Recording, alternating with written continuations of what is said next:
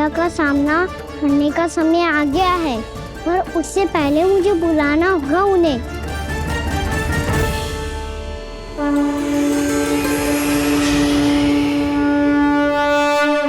संसार के दारुण भय का नाश करने वाले, सभी कष्टों का हरण करने वाले, विश्व का समस्त ऐश्वर्य प्रदान करने वाले, कमल जैसे लोचन, मुख और चरणों वाले आजानुभुज श्री राम को मैं बार बार नमस्कार करता हूँ। आपदामपहर्तारं दातारं सर्व संपदाम लोकाभिरामं श्री रामम भूयो भूयो नमाम्यहम्। काकभुसुंडी काकभुसुंडी काकभुसुंडी। प्रभु क्षमा करें, मुझे जाना होगा।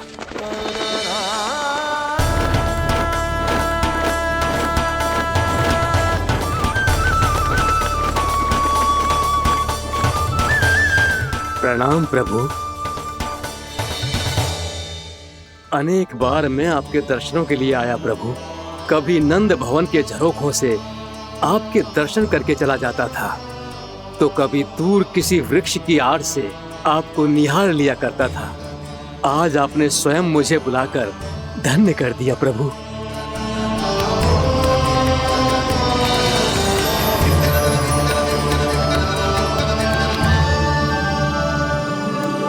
मैंने आपको यहाँ एक विशेष कारण से बुलाया है। आपके श्राप से इस कालिया नाग को मुक्त करने का समय आ गया है। ये तो बहुत ही उत्तम समाचार है प्रभु। इतने वर्ष बीत गए, मुझे आज भी स्मरण है वो दिन जब मैंने उन्हें श्राप दिया था। अपने क्रोध पर नियंत्रण खोकर बहुत बड़ी भूल कर दी थी मैंने प्रभु। बीती हुई घटनाओं पर दुखी होके कोई लाभ नहीं है। हमें भविष्य की ओर देखना होगा।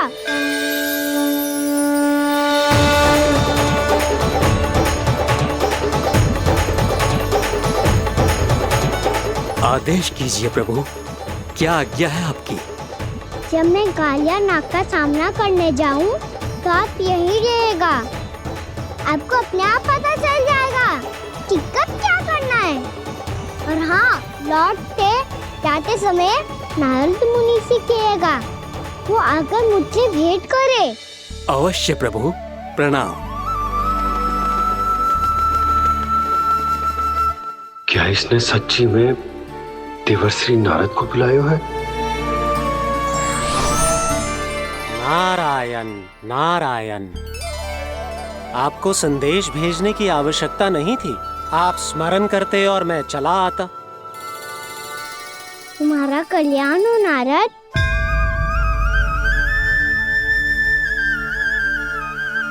मैंने तुम्हें एक विशेष कार्य के लिए बुलाया है।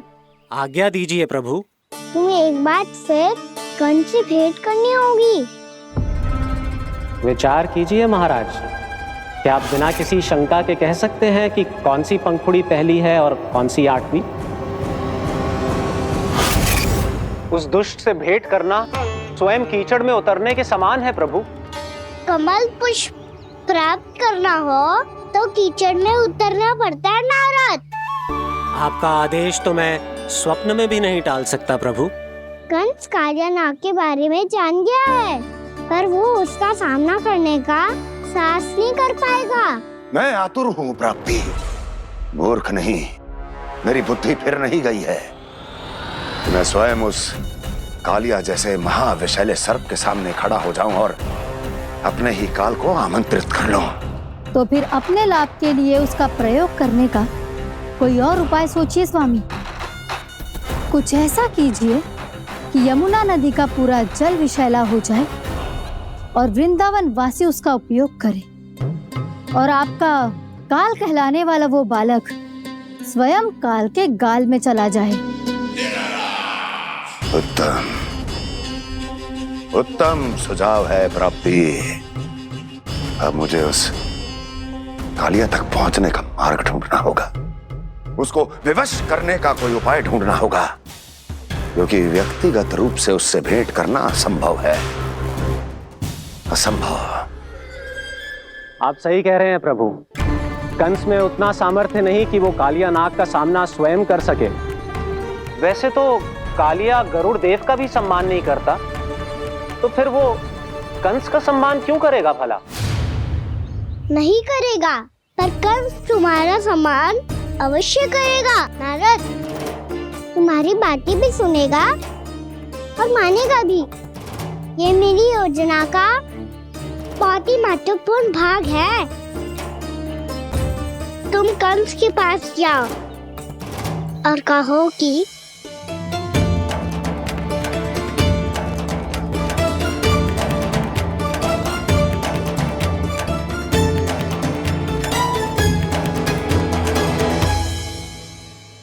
संतान अपने माता पिता को तीर्थ का सौभाग्य दिलाती, और मेरा लल्ला कितना महान कि उसने हमारे घर को ही तीर्थ बना दिया। ऐसा तीर्थ जहां मेरी आंखों के सामने भक्त और भगवान का मिलन हो रहा है। जो आज्ञा प्रभु।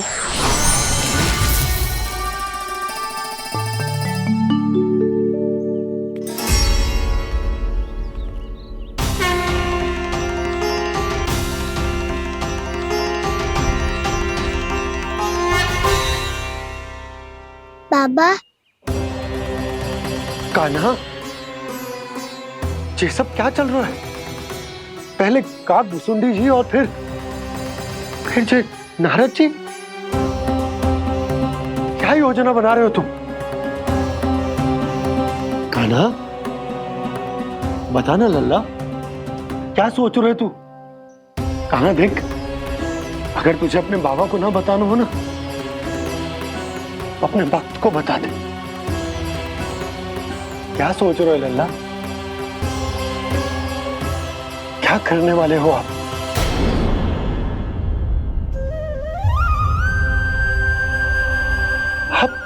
आप इतने दुखी क्यों हो? कान्हा, कान्हा, क्या होगा? क्योंकि मुझे आभास हो गया है बाबा, समय आने वाला है। कौन सा समय आने वाला है लल्ला? शीघ्र ही सब कुछ बदलने वाला है। भैया को मेरा सत्य पता चल जाएगा बाबा।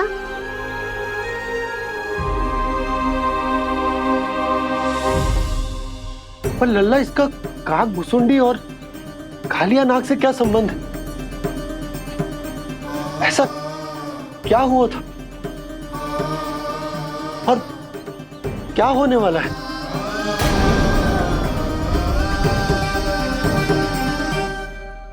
जो होने वाला है बाबा, उसका संबंध उससे है जो सैकड़ों वर्ष पहले हुआ था। महर्षि भृगु के एक वंशज थे वेद शिरोमणि, जो विंध्याचल की पहाड़ियों में साधना कर रहे थे। तभी वहाँ अश्वशिरा नाम के एक दूसरे मुनि आमंत्रण के बिना ही आ गए। कितना सुंदर और शांतिपूर्ण आश्रम है। यहाँ प्रभु की साधना करने में बहुत आनंद आएगा। शीघ्र ही अश्वशिरा मुनि उपस्थिति के कारण होने वाले व्यवधान से बाध्य होकर वेद शिरोमणि ने अपनी आंखें खोली। कौन हो तुम और यहाँ क्या कर रहे हो? आपके आश्रम में बहुत शांति है मुनिवर। साधना करने के लिए बहुत ही उत्तम स्थान है ये। मैं चाहता हूँ कि मैं भी यहाँ। आप यहाँ साधना करना चाहते हैं, लेकिन इतना भी नहीं जानते कि किसी के आश्रम में प्रवेश करने से पहले उसकी आज्ञा लेनी चाहिए। आप ये भी नहीं जानते कि यदि कोई यज्ञ कर रहा हो तो बिना अनुमति के वहाँ प्रवेश करने से उसकी यज्ञ साधना भंग हो सकती है। आप क्या साधना करेंगे मुनि? आप तो साधना के योग्य ही नहीं हैं। इतना अपमान! एक मुनि के मुख से इतने कड़वे शब्द शोभा नहीं देते। मैं तुम्हें श्राप देता हूँ, जितनी विषैली तुम्हारी जिह्वा है उतने ही विषैले सर्प बन जाओ तुम। और ऐसा सर्प जो सांस भी ले तो निकट का वातावरण दूषित हो जाए। तुम्हारे इस दुस्साहस के लिए मैं तुम्हें श्राप देता हूँ कि तुम अभी इसी क्षण कौवा बन जाओ, और ऐसा कौवा जो कांव कांव करके अनर्गल प्रलाप करता रहे।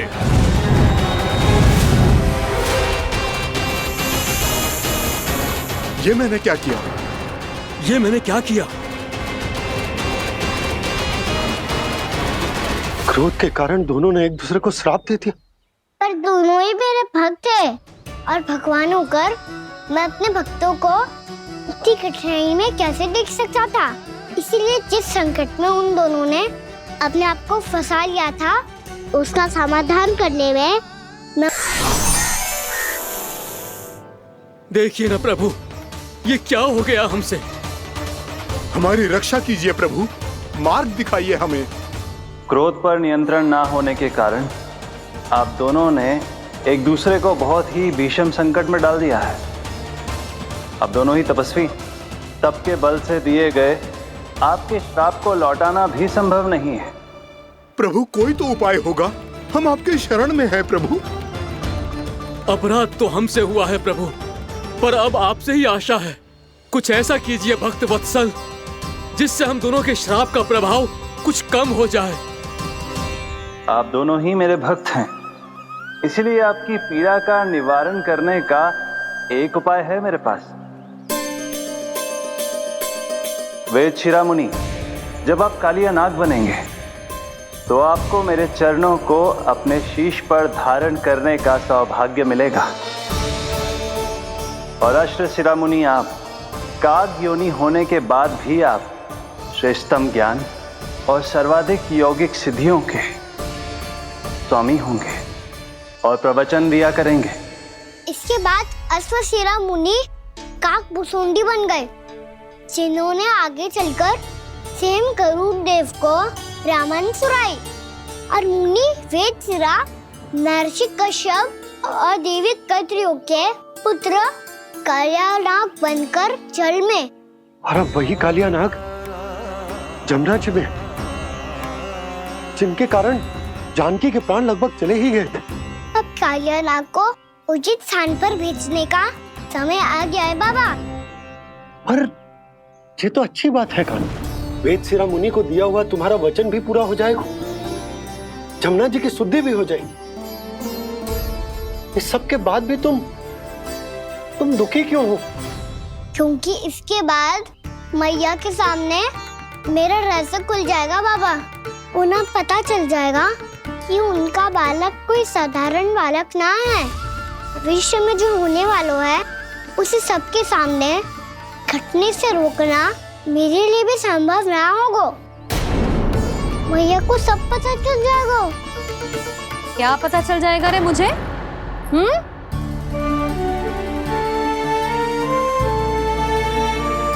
यही कि सबसे अधिक प्रेम मैं आपसे ही करता हूँ। अब बस भी कर, चलो भोजन के लिए बुलाने आई थी तुम दोनों को।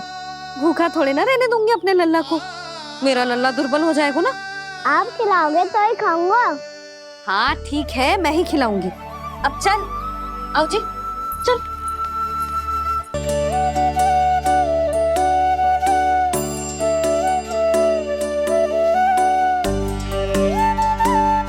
मैया खेलो ना मेरे साथ। मैया सुनो ना, मेरी बात ना मानोगी? अभी बहुत कार्य पड़े लल्ला, देख जानकी को औषधि भी देने जानो है ना। औषधि मैं दे दूंगा, फिर तो खेलोगी ना आप मेरे साथ। पिछले कुछ दिनों से अपनी मैया का अधिक से अधिक प्रेम पाने का प्रयास करो है कान्हा। इसका तो एक ही अर्थ हो सकता है कि कछु बहुत बड़ो होने वालों है। कान्हा रुक जा लल्ला। कान्हा क्यों तंग कर रहा है? मैया को पहन लेना। कान्हा, कान्हा, ये क्या करो तूने?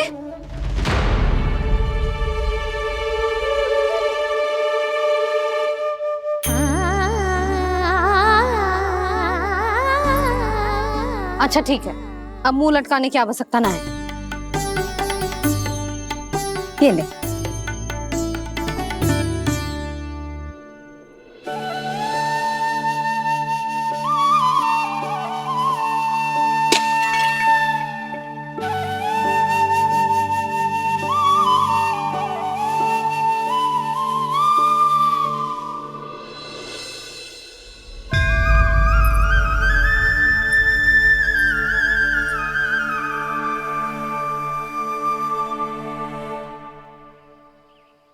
तंग करे मैया को खिजाए, खेले रूठे मनाए, लीला अनोखी करके शरारत, कान्हा दंड भी पाए।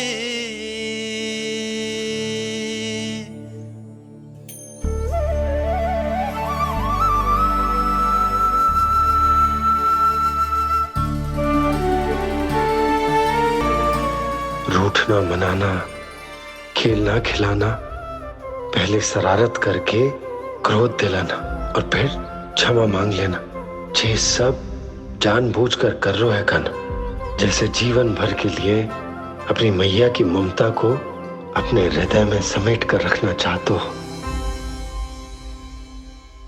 कैसे कैसे करूं उस कालिया से मित्रता, कैसे करूं उसका उपयोग?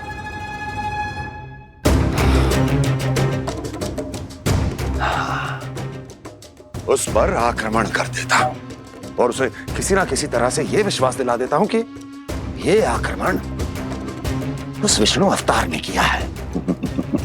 फिर वो क्रोध में आकर सारे वृंदावन वासियों को अपने विष से समाप्त कर देगा। उचित है, ये उचित है।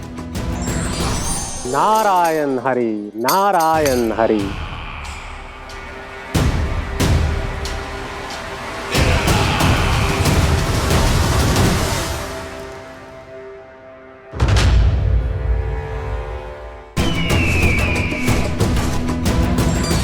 नारायण हरि, नारायण हरि।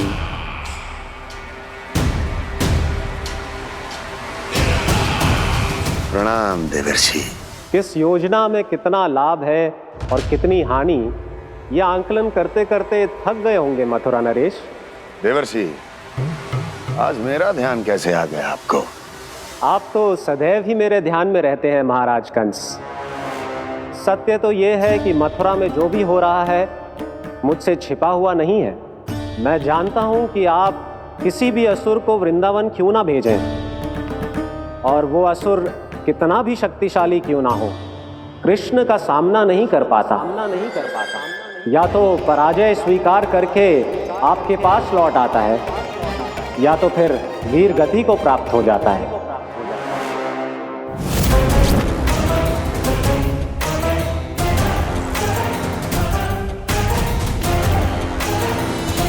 वाह, मुझे मेरी असफलताएं स्मरण कराने आए हैं, मेरे घाव को खुरेदने आए हैं, उन पे नमक छिड़कने आए हैं। मित्र को शत्रु समझने की भूल मत कीजिए महाराज कंस। मैं तो आपकी सहायता करने आया हूं। हाँ, और मेरी सहायता। कृष्ण विष्णु अवतार है, आप विष्णु के भक्त हैं। मैं हूं विष्णु द्रोही, फिर भी तो आपके आराध्य को हानि पहुंचाना चाहता है, उसकी सहायता करना चाहते हैं आप। क्या आप निश्चित रूप से कह सकते हैं कि आप ब्रह्मांड के सभी नियमों को अच्छी तरह समझते हैं? अवश्य। आपके लिए बस इतना ही जानना पर्याप्त होगा कि मैं जो कुछ भी कर रहा हूं उसके लिए मेरे व्यक्तिगत कारण हैं। मैं तो बस आपके हित में पिछली बार की तरह एक सुझाव लेके आया था, पर यदि आप मेरा सुझाव सुनना भी नहीं चाहते तो आपकी इच्छा। नारायण हरि, नारायण हरि।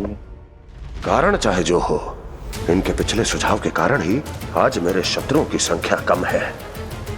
अन्यथा मैं देवकी के अन्य पुत्रों को भी जीवित छोड़ देता, और आज वो सब अपने भाई के साथ मिलकर उसकी शक्ति को अनेक गुना बढ़ा देते। ठहरिए देवऋषि।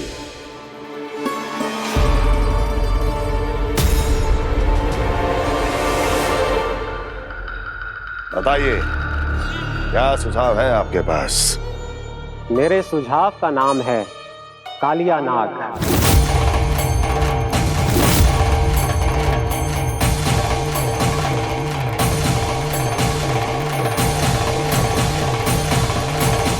उसके विषय में मैं जानता हूं देवर्षि।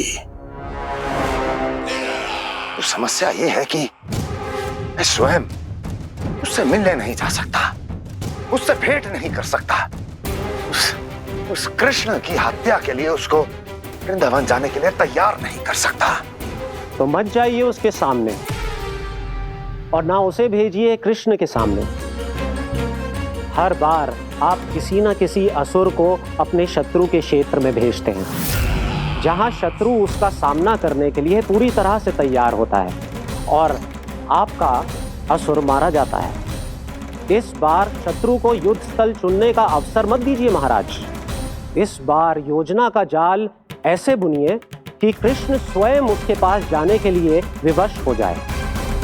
कालिया नाग स्वयं काल है, मृत्यु का दूसरा नाम है। उसके विष का उपयोग अपने लाभ के लिए कीजिए महाराज। वैसे कालिया के विष की अधिकता का अनुमान तो होगा ही आपको।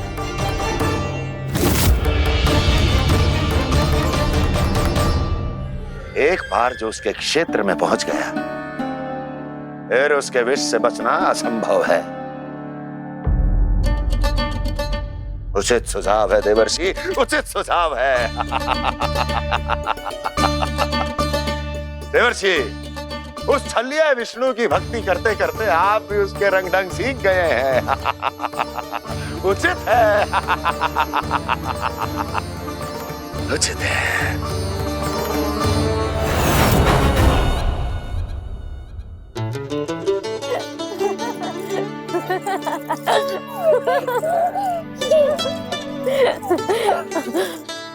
बस बस, बहुत आनंद ले लियो लल्ला। बस अब दूध पी ले। ठहर ठहर, गर्म है। जी ले ले।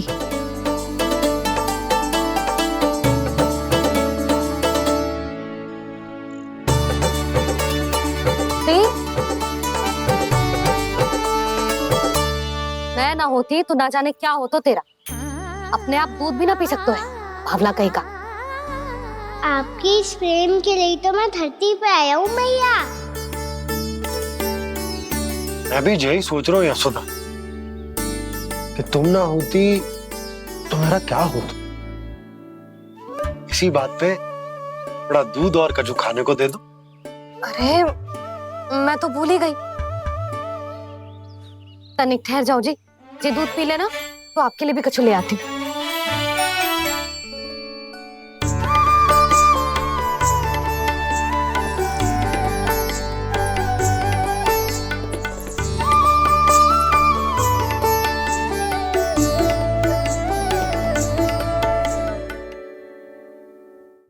प्रणाम महाराज। आपकी आज्ञा के अनुसार बिल्कुल वैसा ही पत्र तैयार किया है जैसा आप चाहते थे।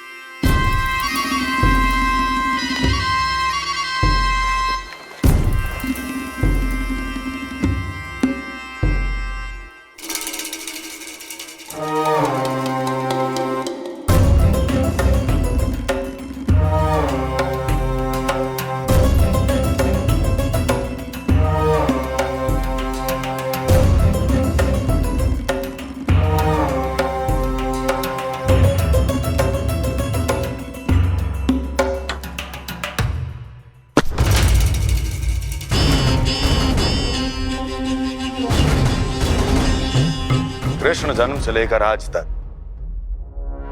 ये मेरी सबसे महत्वपूर्ण योजना है। इसका सफल होना निश्चित है दूत, किंतु केवल वही करना जैसा मैंने कहा है। जाओ।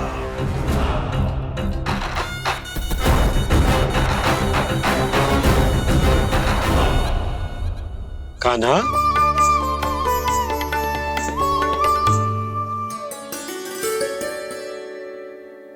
क्या होगा? बाबा मैं चाहता हूँ कि मैया की स्वमता क्रिस्टल फ्रेम की वर्षा मुझ पे सरतेव ऐसे होते रहे। वो तो होती रहेगी लल्ला। अपने लल्ला के लिए किसी मैया का प्रेम कभी कम हो सकता है भला? नंदराज, वो मथुरा से एक दूत आयो है महाराज कंस का राजपत्र लेके।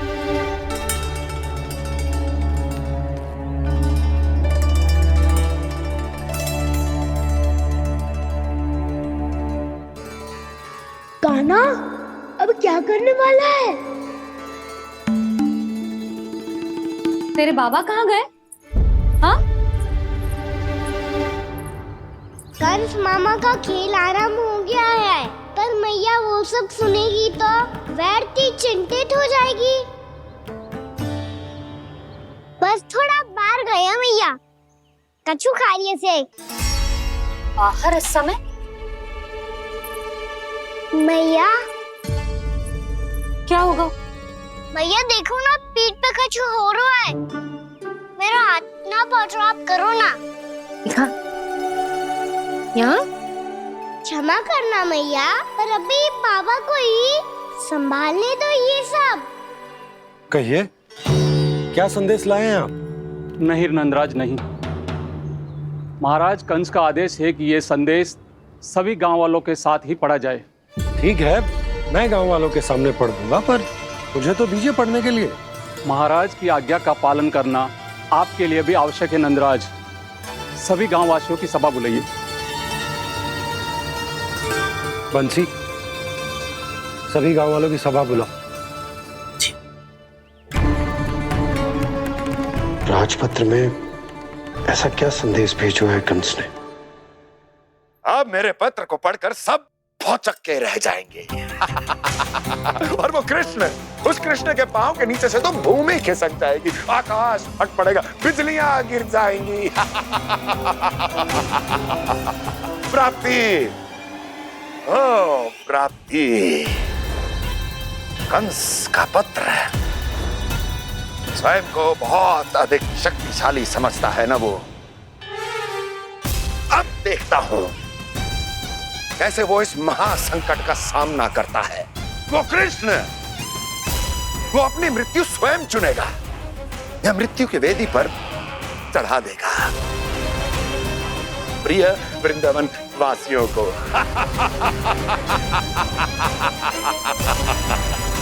अब आएगा आनंद प्राप्ति, अब आएगा आनंद। सबको इकट्ठा करवा के ही पढ़वाएगो। अवश्य ही कोई विशेष संदेश दिया होगा कंस ने। मैं भी यही सोच रही हूँ सुलक्षणा जी, कछु ना कछु तो विशेष है, पर जे हो क्या सकता है? हाँ, बात तो सही है। ऐसा क्या हो सकता है? सभी गांव वासियों के सामने कहा जाए, कछु तो विशेष अवश्य लग रहा है। बाहर तक कोलाहल क्यों हो रहा है? मैया, मैया, अब क्या होगा? मैया देखो ना, सर पे कछु हो रहा है। लल्ला, नारायण ने तुझे हाथ दिए हैं ना? पीठ की बात अन्य थी। अपने सिर की सेवा स्वयं कर। सर पे तो हाथ पहुंच रहा है ना?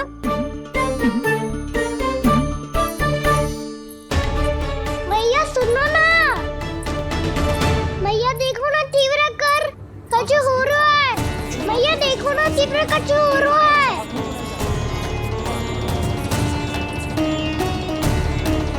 सब लोग आ चुके हैं, अपना संदेश सुनाइए आप। गोपराज नंद और सभी वृंदावन वासियों को सूचित किया जाता है कि मथुरा अधिपति और आप सभी के महाराज कंस ने कल सुबह भव्य पूजा का आयोजन किया है। इसके लिए राज्य को वृंदावन के क्षेत्र के निकट यमुना नदी के मध्य में खिलने वाले 1 कोटि कमल के पुष्पों की आवश्यकता है। इसीलिए आप सभी को यह आदेश दिया जाता है कि ये सभी कमल के पुष्प प्रथम पहर से पहले राजसभा में पहुंचा दिए जाए। इतने सारे वो भी प्रथम पहर से पहले कैसे हो सकते हैं? यदि आप ऐसा करने में असफल रहे तो इसे राज आज्ञा का उल्लंघन माना जाएगा और राजद्रोह के आरोप में आप सभी को कड़े से कड़ा दंड दिया जाएगा।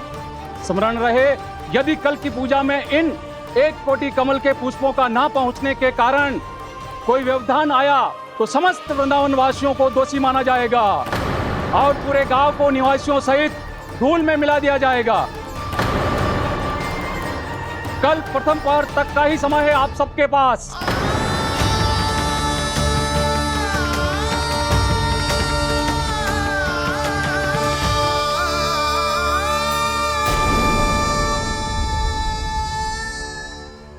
कोटि कमल पुष्प, वो भी कल प्रथम प्रहर में? ऐसे कैसे संभव है? और कोई साधारण पुष्प ना, यमुना नदी के मध्य खिलने वाले विशेष कमल के फूल चाहिए उन्हें। लेकिन यमुना नदी में तो कालिया नाग ने विष घोल के रखा है, तो फिर कैसे हो पाएगा? यह संभव है। हमारी मृत्यु का संदेश भेजा है राजा कंस ने। सदैव की भांति इस समस्या पर भी गांव के बड़े ही विचार करेंगे। बालकों का यहाँ होना उचित ना है।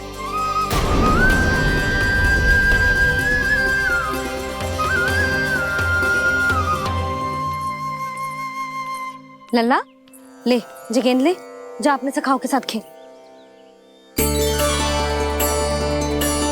सुबह उज्जवल, मधुमंगल वसंता, देखो भैया ने क्या दिया है। चलो खेले, बहुत आनंद आएगा आज।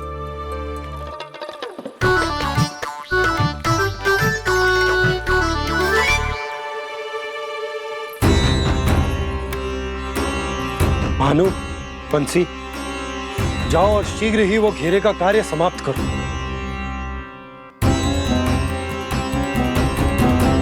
पर कछु ना कछु तो करना पड़ेगा ना। पर हम कर ही क्या सकते हैं? पुष्प लाने को और कोई उपाय है भी तो ना। मैं चला जाऊंगा जमुना जी में। वैसे भी मेरे जीवन के कितने दिन शेष बचे हैं। गांव के लिए, समाज के लिए कुछ करके मरूं, तभी तो शांति मिलेगी। ना काका, यदि आप उस विषैले जल में छलांग लगा भी दोगे, किंतु 1 कोटि कमल पुष्प एकत्रित कर पाना आपके लिए संभव ना है। इससे अच्छा है कि मैं चला जाऊं। यदि मैं मर भी गया तो मेरे पीछे रोने वाला कोई ना है। किसी को कहीं जाने की आवश्यकता ना है। गोप नरेश होने के नाते ये मेरा कर्तव्य है कि मैं आप सबकी रक्षा करूं। नंदराज, आपको जाना है तो जाओ। हरिया, काका, भैया सब चले जाओ। लेकिन आपको पता है वहाँ का जल कितना विषैला है। आप लोग एक क्षण भी जीवित नहीं रह पाओगे। फिर कैसे इकट्ठा करेंगे 1 कोटि कमल पुष्प? आप बात तो सही कह रही हैं शांति। उस दुष्ट कंस ने ऐसी मांग रख के हम सबको फंसा दिया। हम में से कोई भी क्यों ना चला जाए और इस संकट का समाधान ना निकले को। कान्हा, बताना कौन सा खेल खेले? गेंद पकड़ खेलते हैं। पर एक बात सुन लो सब, कोई भी तीव्र गति से ना फेंकेगा गेंद को। भैया ने फ्रेम बनाई है मेरे लिए। सब तैयार हो?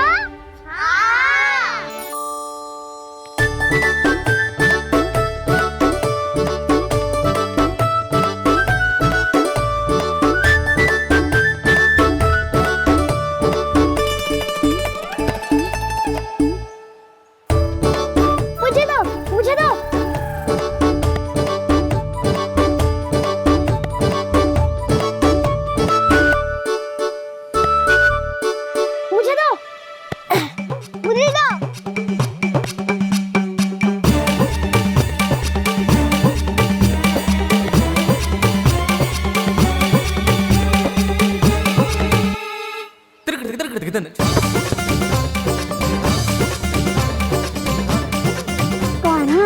इतनी धीरे से फेंकेगो तो कैसे आनंद आएगो? थोड़ा बल लगा के फेंक। हाँ कान्हा, हम अभी बड़े हो गए हैं, तू अब भी छोटे बालकों की तरह फेंक रहे हो है।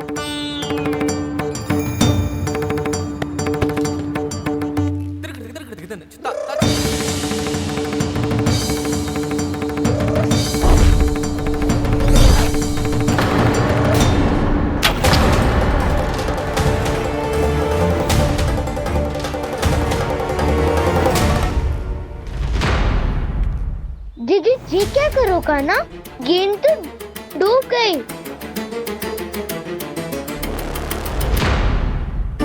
अच्छा, तो ये सब इसकी योजना का भाग था ताकि ये कालिया का सामना कर पाए।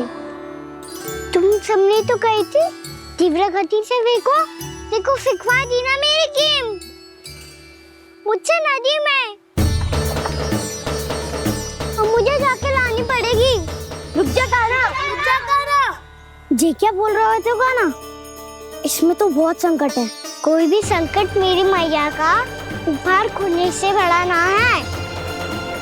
बहुत प्रेम से बना के उन्होंने दी थी। हे नारायण, कोई उपाय समझ में ना आ रहा है। मैया, अब कैसे करेंगे हम अपने गांव की रक्षा? कीड़े पड़ेंगे उस दुष्ट को। यदि उसके कारण किसी के प्राण चले गए तो कौन सा फल मिलेगा उसे इस पूजा का? तुम सही कह रही हो यशोदा। हमारे पास कोई और दूसरा विकल्प भी तो ना है। यदि हमने मथुरा की राज आज्ञा का पालन ना किया तो इसका दुष्परिणाम पूरे गांव को भुगतना पड़ेगा।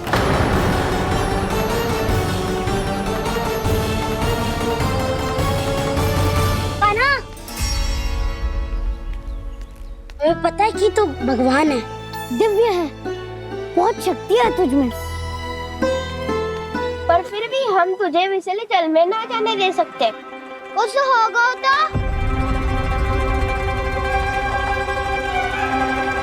तुम सब इतनी हट कर रहे हो तो ठीक है, ना जाऊंगा।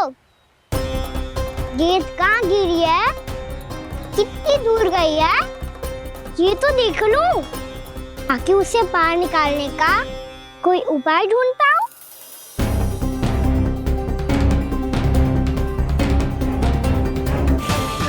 हाँ।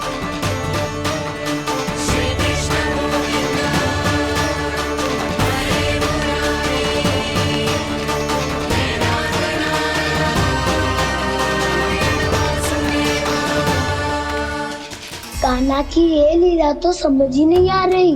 पहले इसने देवश्री नारद को मथुरा जाकर कंस को भड़काने के लिए कहा, फिर स्वयं ही दुखी भी हो गया कि अब इसका रहस्य सबके सामने खुल जाएगा। और अभी स्वयं ही तो इसने कहा था कि गेंद बहुत महत्वपूर्ण है, फिर स्वयं ही उसे नदी के विषैले जल में फेंक दिया।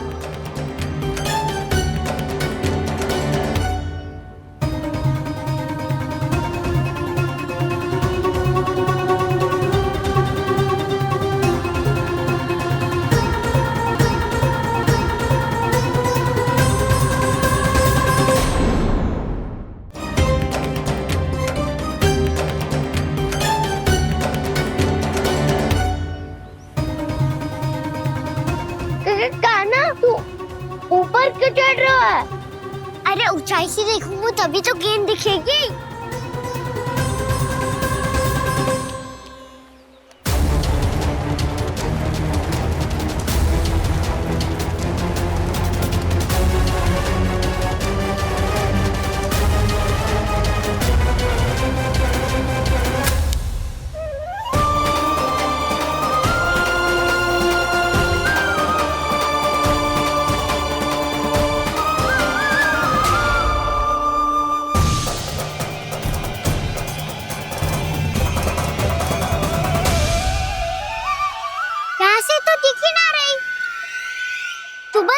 से फेंकी थी ना?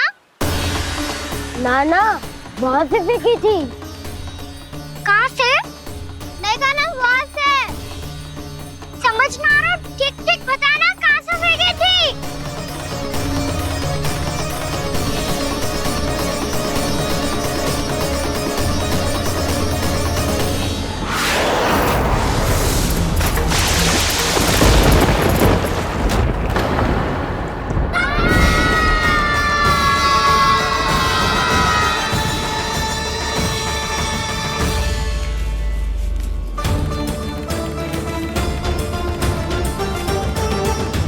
कालिया नाग के क्षेत्र में जाकर कोई भी जीवित वापस ना लौट सको है।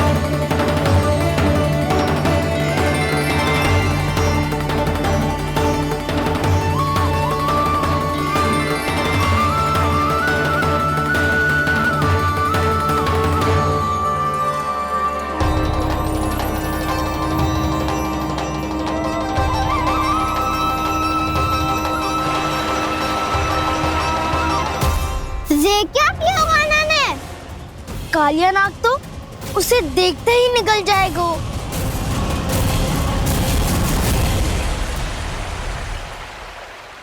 तो आरंभ से अब तक सब कुछ उसकी लीला का ही भाग था।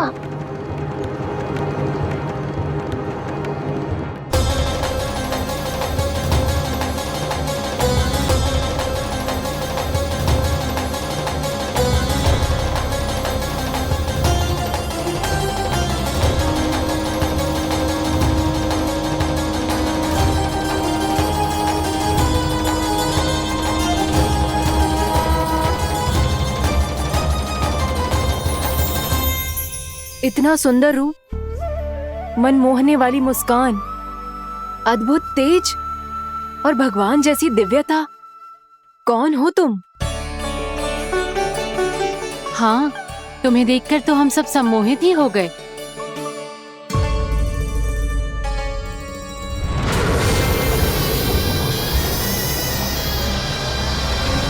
तुम जो भी हो बालक, वापस लौट जाओ।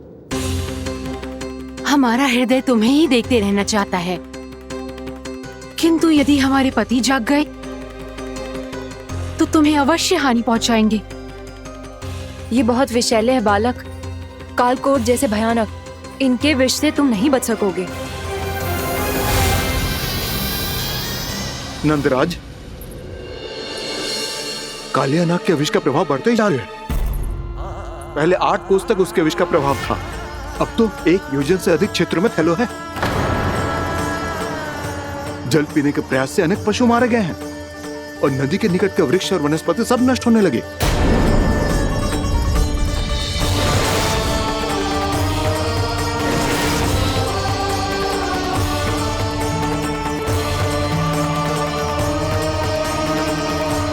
इनके विष की तीव्रता इतनी अधिक है बालक कि इनके संपर्क में आने वाले को तड़पने का भी अवसर नहीं मिलता। इनके विष की अग्नि क्षण भर से भी कम समय में प्राणवायु को जलाकर राख कर देती है।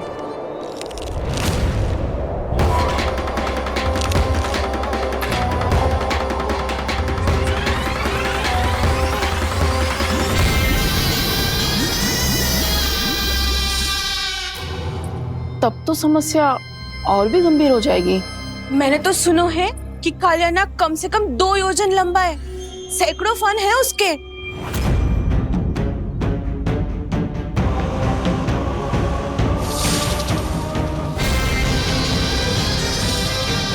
इसका अर्थ तो ये है कि हम दोनों ओर से फंस गए। एक और कंस को 1 कोटि कमल पुष्प देने जो कि कालिया नाग के क्षेत्र में पड़ते हैं, और दूसरी ओर उस कालिया नाग का विष यमुना जी के क्षेत्र में बढ़ता ही जा रहा।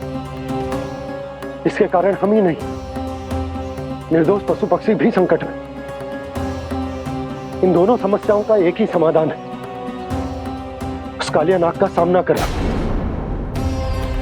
और ये ना समझ आ रहा कि हम ये करेंगे कैसे, क्योंकि ये बात साधारण मनुष्य के बस की ना है। हमारे लिए ये असंभव है।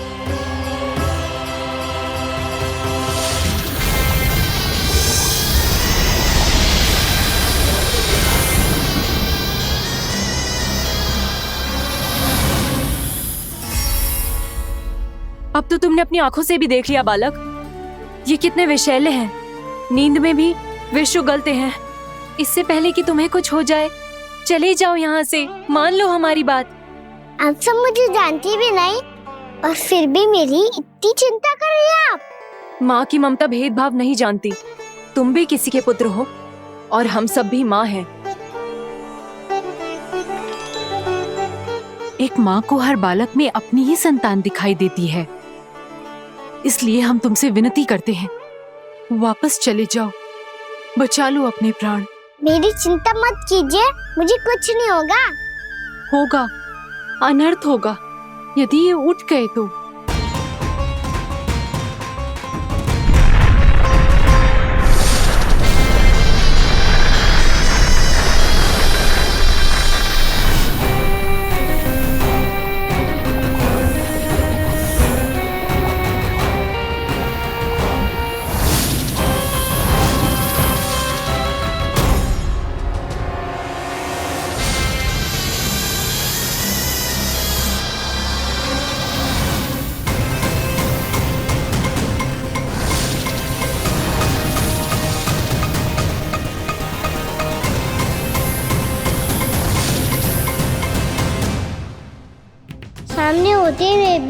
अपने इश्क को केवल वही देख सकता है जो अपना अभिमान त्याग चुका हो। पर पूर्व जन्म में मेरा भक्त होने के नाते मेरा सत्य स्वरूप देख पाने में मुझे इसकी सहायता करनी चाहिए।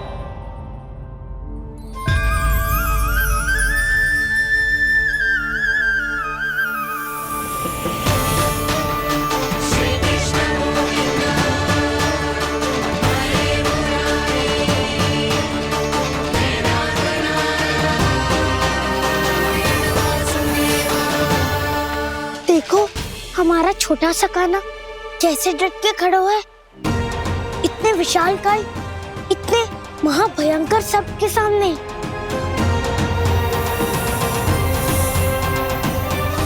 ये कोई भगवान नहीं है जो इसके सामने हाथ जोड़ रही हो तुम सब।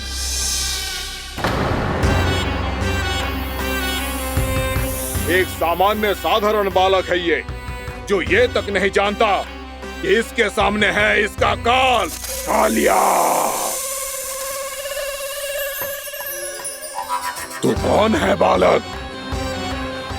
मेरे इतने निकट आकर भी तू जीवित कैसे है? मेरी नहीं, अपनी चिंता करो कालिया। बहुत मनमानी कर ली तुमने। अब बस मैं तुम्हें रोकना हूँ। अब बस मैं तुम्हें रोकना हूँ। मैं तुम्हें रोकना हूँ। बित्ते भर का है तू, मेरे विष के बारे में जानता ही क्या है? और कहता है मुझे रोकने आया है। किससे? किससे रोकना चाहता है तू मुझे? मुझे क्रोध दिलाने की भूल मत कर बालक। अपनी फुंकार से ही तेरी इस मुस्कुराहट को अंतिम मुस्कुराहट बना सकता हूं मैं। शीघ्र बता, कौन है तू और किसने भेजा है तुझे? तुम्हें आवाज भी है कि अपनी पुकारों से तुम कितना विष भूल चुके हो। पवित्र यमुना नदी को कितना दूषित कर दिया तुमने। और यही नहीं, तुम्हारे कारण निकट के जीव जंतुओं, वृक्ष, वनस्पतियों सबको हानि पहुंच रही है। तो क्या? मुझे उससे क्या? मुझे है, मुझे है। आपत्ति है मुझे तुम्हारे इस व्यवहार से, और इसीलिए तुम्हें यहाँ से जाना होगा, यहाँ से जाना होगा।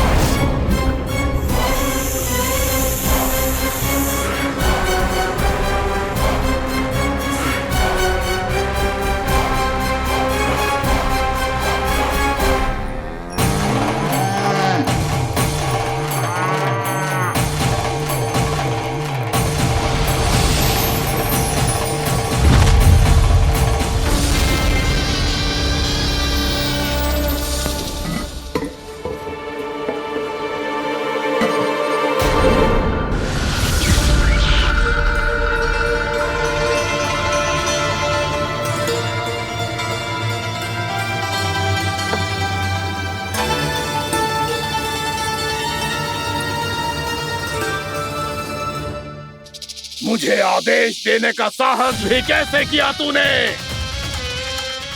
इस क्षेत्र को मैंने अपना राज्य बनाया है, मेरा परिवार रहता है यहाँ, और तू मुझे यहाँ से जाने के लिए कह रहा है? हाँ, क्योंकि तुम्हारे यहाँ रहने के कारण अन्य जीवों को हानि हो रही है, और मैं ऐसा नहीं होने दे सकता। मैं तो बस वही कर रहा हूँ जो एक सर्प का स्वभाव है। विष फैलाना स्वाभाविक है मेरे लिए, इसलिए मुझे चुनौती मत दे बालक। चुनौती तो मैं दे चुका हूँ कालिया। अब तो बस तुम्हें स्वीकार करनी है, स्वीकार करनी है।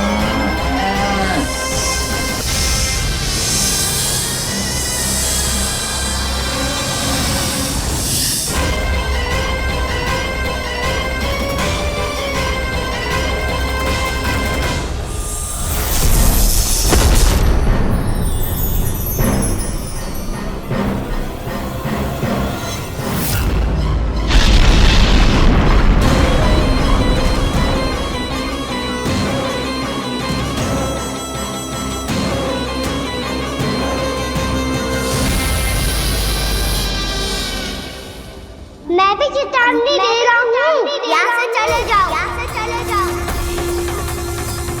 अपनी भूल को पहचानो कालिया, तुम जो कर रहे हो अनुचित है।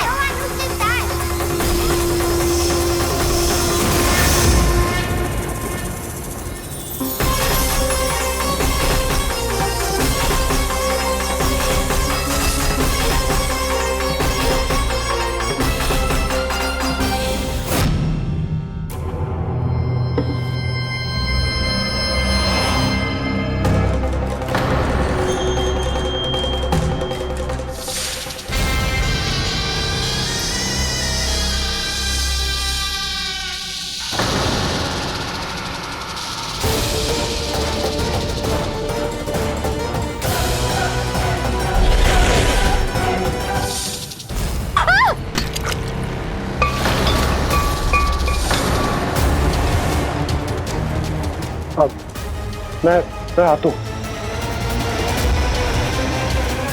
क्या हो गया सुधा? मुझे आवाज हो रहा है जी, कछु ना कछु गड़बड़ है। यशोदा, जो समस्या हमारे सामने है, हम सभी उसका समाधान खोजने में जुटे। तुम विश्वास करो, मैं कोई ना कोई समाधान अवश्य ढूंढ लूंगा। हम कैसे भी करके वो कमल के पुष्प उस कंस तक पहुंचा देंगे।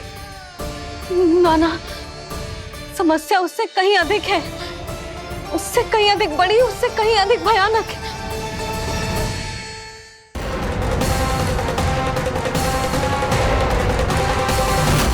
विस्की ये बूंद से ही सबके प्राण चले जाते हैं। इसने तो विस्की धारियां फेंकी है खाना पे। कान्हा कैसे बच्चे को अधिक विष से? इसका विष तो क्या, ये सर स्वयं भी छू तक नहीं पाएगा हमारे कान्हा को।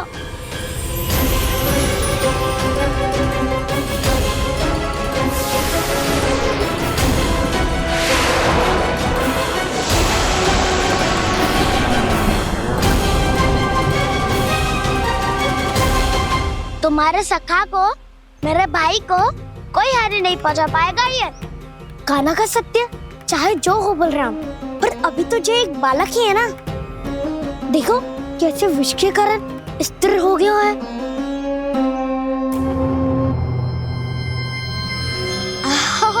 हाउ सर्फ ने कितनी आसानी से अपनी पूंछ से बांध लिया है।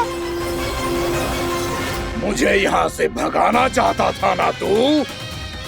अब मैं तुझे दिखाऊंगा अपना सामर्थ्य। ये मूर्ख किसे बांधना चाहता है अपनी पूंछ में?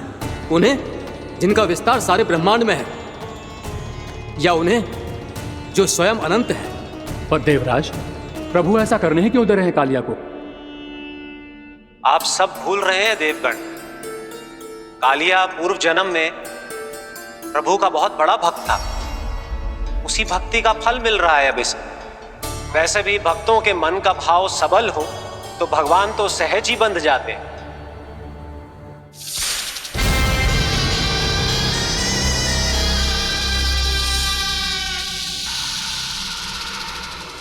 बलराम, तुमने ही तो कही थी कान्हा को कछु ना होगो। देखो उस दुष्ट ने चारों ओर से जकड़ लियो है।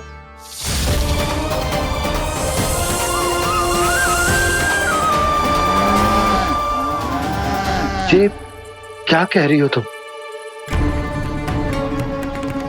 जसोदा जी, क्या हुआ? घबरा क्यों रही हो आप? सुलक्षणा, मुझे आभास हो रहा है कुछ बहुत बड़ी अनहोनी हो गई है।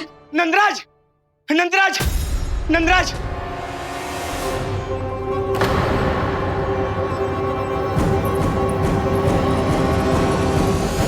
नंदराज, कान्हा ने जमना नदी में छलांग लगा दी है। कान्हा ने जमना नदी में छलांग लगा दी है। कान्हा ने जमना नदी में छलांग लगा दी है। कान्हा जमना में कूद गया है। मुझे लगा था आज कछु गड़बड़ होने वाली है। मुझे आज कान्हा को ना जाने देना चाहिए था।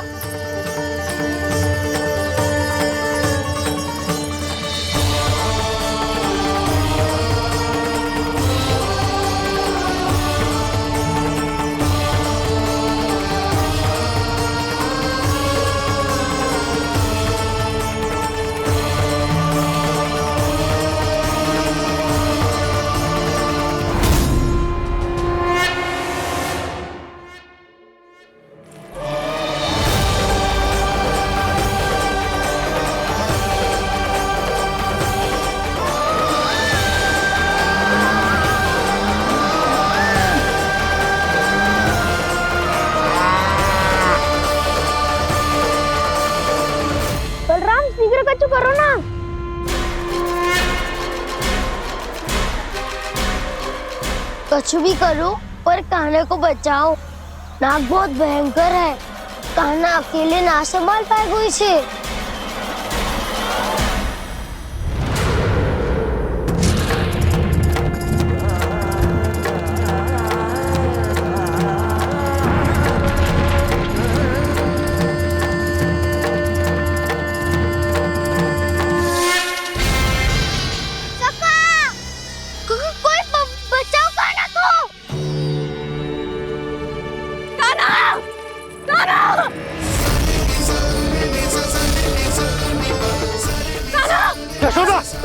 यशोदा रुको। छोड़ दो मुझे, छोड़ दो मुझे। जीजी संभालो, बावली हो गई है।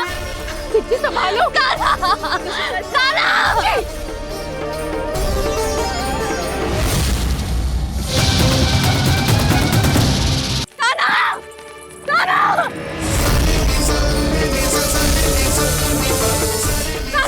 यशोदा, यशोदा रुको। छोड़ दो मुझे, छोड़ दो मुझे। जीजी संभालो, बावली हो गई है। जीजी संभालो। देखो अब कैसे तुम्हारे अस्थियों को तोड़कर छोटे छोटे टुकड़ों में बदल दूंगा मैं।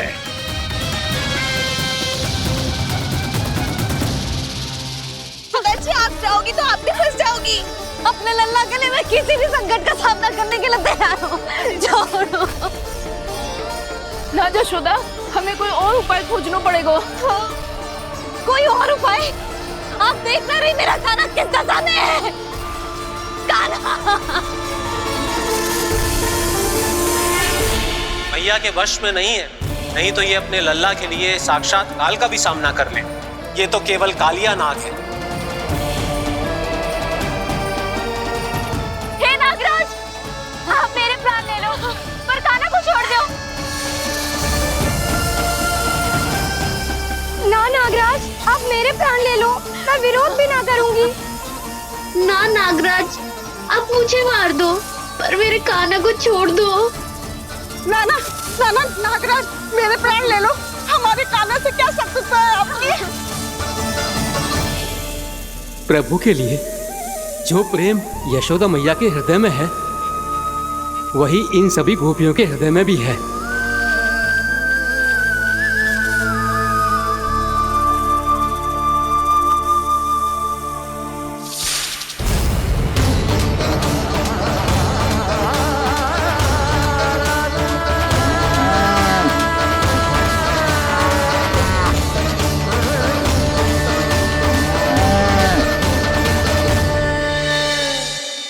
यशोदा, यशोदा, देखो इन गोपियों को, इन गैयाओं को, इन सब के मन में भी तुम्हारी भांति ही ममता भरी हुई। वो सब भी कान्हा से उतना ही प्रेम और स्नेह करती है, उतनी ही ममता से भरी हुई है जितनी कि तुम। तो तुम ही सोचो, जिसके साथ इतनी ममता और इतना स्नेह, इतना प्रेम, उसका कोई क्या कर सकता है? उस कालिया नाग का विष इस सब आशीर्वादों के सामने कछु न है। कछु करो जी। उसे बोलो वो मेरे प्राण ले ले, मेरे कान्हा को छोड़ दे। यशोदा,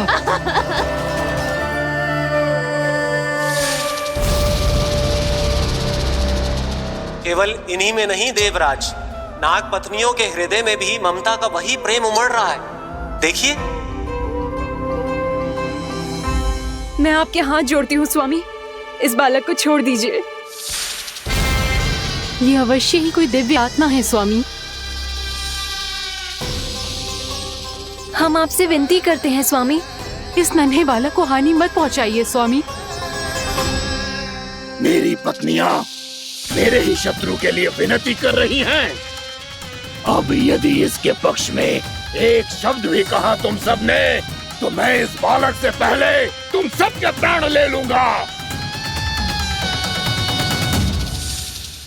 हो रहा प्रसन्न नाग कालिया, विजय को निश्चित जान। रोते बिलखते व्याकुल सब संकट में देख कान्हा के प्राण।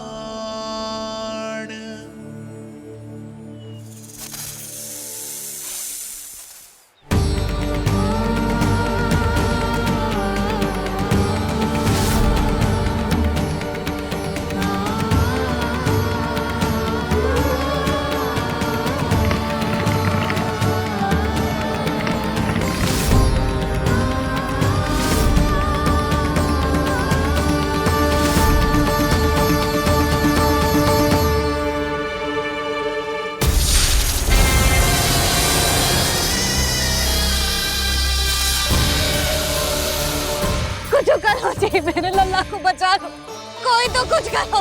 जीजी संभालो जीजी ना।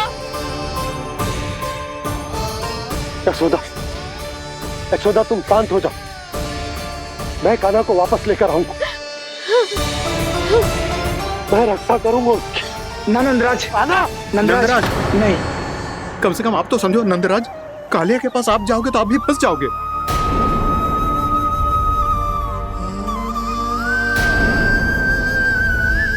बलराम, तेरा भाई इतनी भीषण संकट में है और तुझे जरा भी दुख ना हो रहा?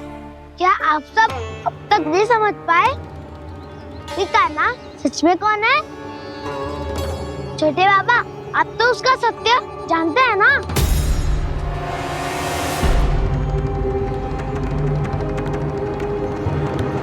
मानता हूँ कि आप सब कान्हा के रहस्य के बारे में नहीं जानते, पर क्या उसके जन्म से आज तक घटी एक से बढ़कर एक विचित्र घटनाओं को भी भूल गए हैं आप सब?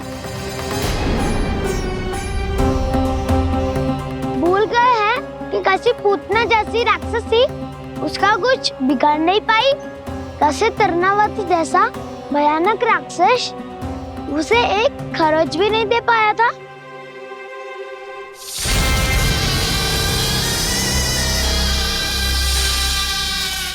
आप सबने अपनी आंखों से देखा था ना, बकासुर से कान्हा की रक्षा करने देवता स्वयं आए थे, पर सत्य तो ये है कि वो सभी देवता भी उस असुर के सामने असमर्थ हो गए थे।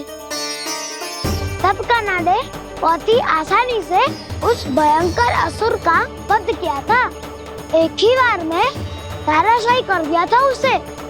तो आप सभी सोचिए, बार बार ऐसे असाधारण कार्य करने वाला बालक साधारण कैसे हो सकता है? अब तो आरंभ से ही सारा सत्य जानते हैं छोटे बाबा। रहस्य छुपाने में सदैव कान्हा की सहायता करते आए हैं आप, और आज आप स्वयं ही उसके सत्य को भूल रहे हैं। और तुम सब भी तो जानते हो कान्हा की शक्तियों के बारे में, तो क्या तनिक भी विश्वास न आया अपने सखा पे? बलराम, जे तू क्या कह रहे है? मैंने जो कहा उसका एक एक शब्द सत्य है छोटी माँ।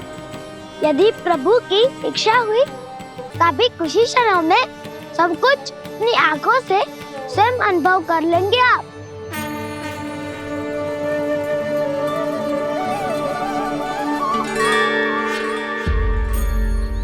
शांताकारं भुजगशयनं पद्मनाभं सुरेशं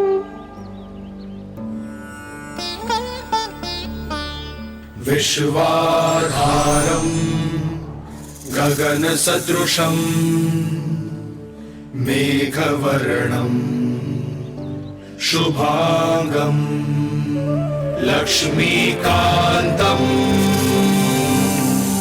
कमलनयनं योगी वीरध्यानगम्यम्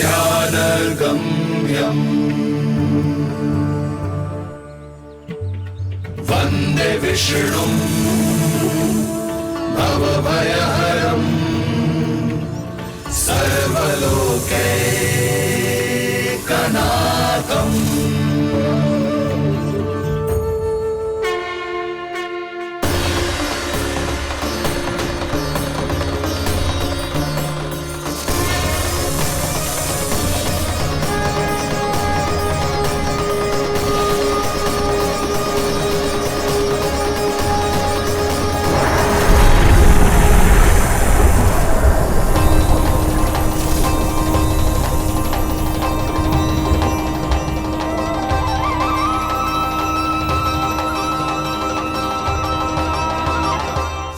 तुझे क्या लगता है बालक कि तू मेरी जगत से निकल गया तो अब बच जाएगा तू?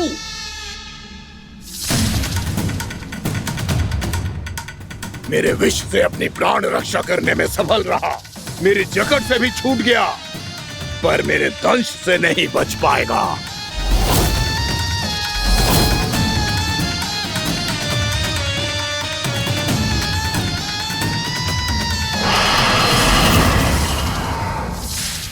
अब भय से भाग रहा है, पर मैं तुझे मृत्यु देकर रहूंगा।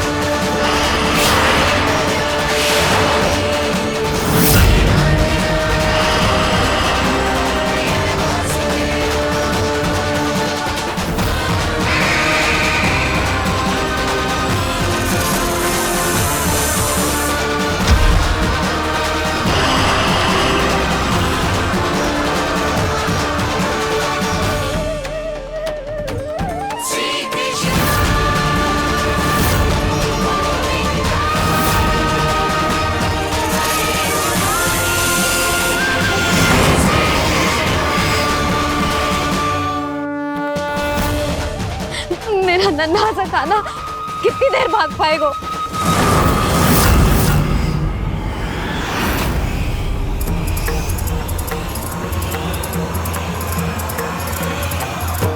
और कितनी प्रतीक्षा करोगे मेरी भक्त कालिया? भक्त नहीं, काल हूँ मैं तेरा। जब अहंकार का मुकुट बुद्धि को ढक लेता है तो भक्त अपने भगवान को भी नहीं पहचान पाता। व्यर्थ की पहेली में मत उलझा बालक, ना मैं भक्त हूँ और ना तू भगवान।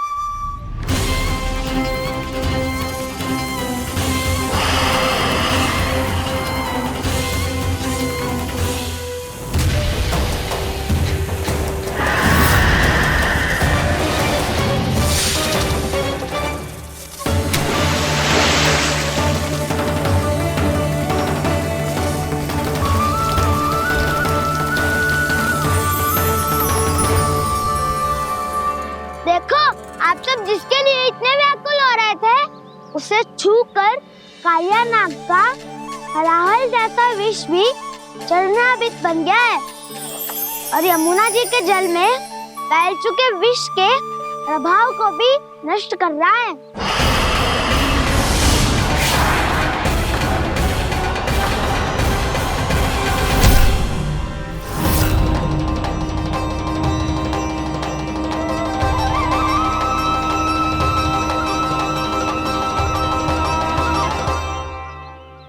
धर्म रक्षक अधर्म विनाशक प्रभु श्री कृष्ण का कौशल सचमुच अद्वितीय है।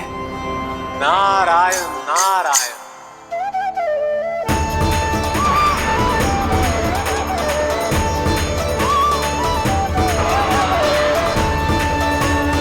मेरा भार तुम्हारे भीतर के अहंकार का प्रतीक है कालिया। अब तुम्हारा अहंकार, तुम्हारा अर्पण मेरे पाँव के नीचे है और तुम्हारी पूंछ अर्थात तुम्हारे प्राण मेरे हाथ में। अब तुम क्या करोगे भक्त?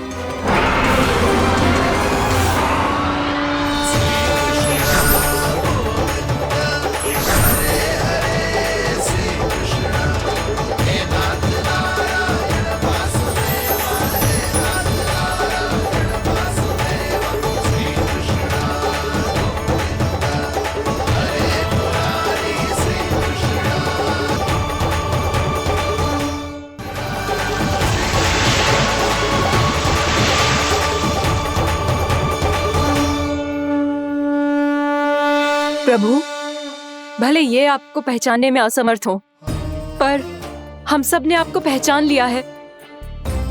हाँ प्रभु, एक भक्त होने के नाते और एक अर्धांगिनी और माँ होने के नाते मैं आपसे इनके प्राणों की भिक्षा मांगती हूँ। अपनी कृपा दिखाइए और इन्हें क्षमा कर दीजिए। आपके लिए मित्र और शत्रु में कोई अंतर नहीं प्रभु। उसी तरह आपकी कृपा और दंड में भी कोई अंतर नहीं। दोनों दया ही तो हैं, अकारण ही किसी को प्राप्त नहीं होती। हमें विश्वास है कि हमारे पति को मिला ये दंड कोई अभिशाप नहीं है, आपका वरदान है। ये सत्य है प्रभु कि इनसे बहुत से पाप हुए हैं। इनके विष से बहुत सारे जीव जंतु को हानि पहुंची है, पर अब आपके चरण इनके शीश पर पड़ गए हैं। ऐसी कृपा तो बड़े बड़े महान महात्माओं को भी दुर्लभ है, और इन्हें प्राप्त हुआ तो अवश्य ही ये किसी महान पुण्य का ही फल है। हे प्रभु, उन्हीं पुण्य कर्मों की शक्ति का आह्वान कर मैं आपसे विनती करती हूँ, इन्हें प्राण दान दीजिए। मैं अपने इस भक्त को क्षमा अवश्य करूँगा देवियों, यदि ये अपने अहंकार को त्याग कर मुझे पहचान ले तो।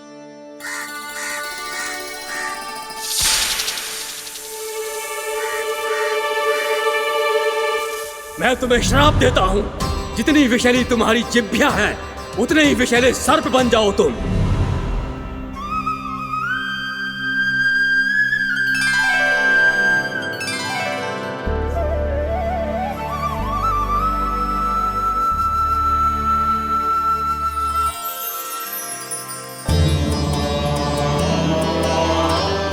नारायण, मुझे क्षमा कीजिए नारायण।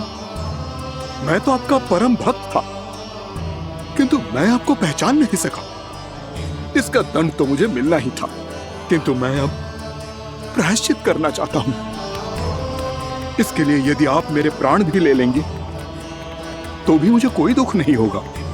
मैं अपना जीवन, मृत्यु और अपना अस्तित्व सब कुछ आपको समर्पित करता हूं। तुम्हें तुम्हारी क्रोध के कारण श्राप मिला, जिसे विशाल सर्प के रूप में तुम्हारा जन्म हुआ, और सर्प का तो स्वभाव है विष फैलाना। इसीलिए तुम्हें दंड नहीं दूंगा मैं। शेष सभी अपराधों का पश्चाताप कर लिया, इसीलिए मैं तुम्हें क्षमा करता हूँ कालिया।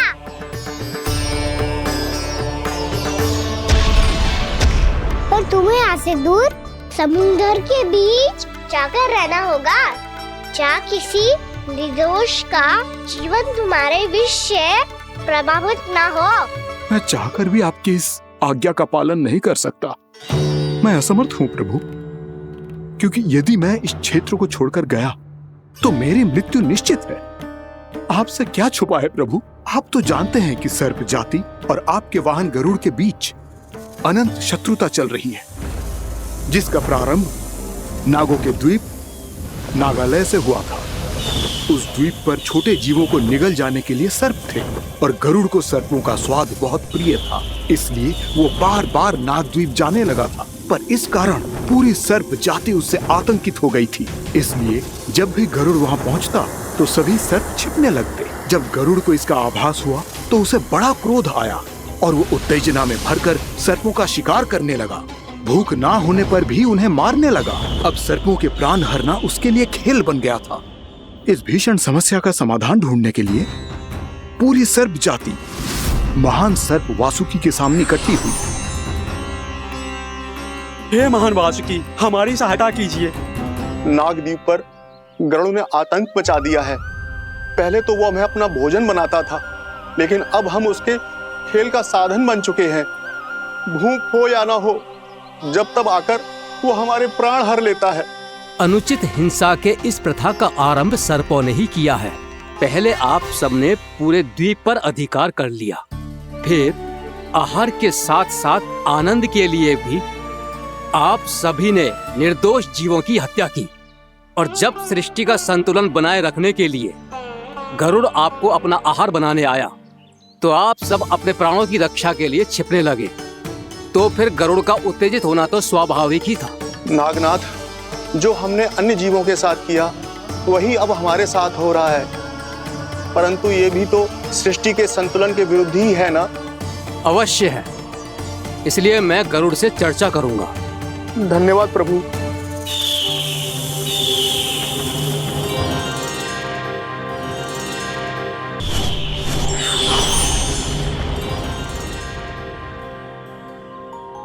श्री नारायण के वाहन पक्षीराज गरुड़, मैं संपूर्ण सर्प जाति की ओर से आपसे एक निवेदन करने आया हूँ। कहिए, क्या कहना चाहते हैं आप? हे पक्षीराज, यदि आप हम पर ऐसे ही आक्रमण करते रहे तो शीघ्र ही हमारी प्रजाति समाप्त हो जाएगी। इसीलिए हमारी आपसे विनती है, यदि आप उचित समझें तो सर्पों के किसी एक घर से हम आपको एक सर्प प्रतिदिन अर्पित करेंगे। आप उसको आहार बनाइए और अन्य सर्पों को जीवित रहने का अधिकार दीजिए। मुझे स्वीकार है। तब से प्रतिदिन किसी एक घर से एक सर्प गरुड़ के भोजन के लिए भेजा जाने लगा। समय के साथ मेरे घर की भी बारी आई, परंतु मैंने एक बहुत बड़ी भूल कर दी। समय आ गया है स्वामी, आज गरुड़ के आहार के लिए इसे चुना गया है। कौन है यह गरुड़ और क्यों दूं मैं इसे कोई भेंट? स्वामी, सभी सर्प राज्यों और गरुड़ के बीच में यही समझौता हुआ है, हमें इसका सम्मान करना ही होगा। मैंने कोई समझौता नहीं किया, मैंने कोई वचन नहीं दिया और ना ही मैं किसी गरुड़ से भेंट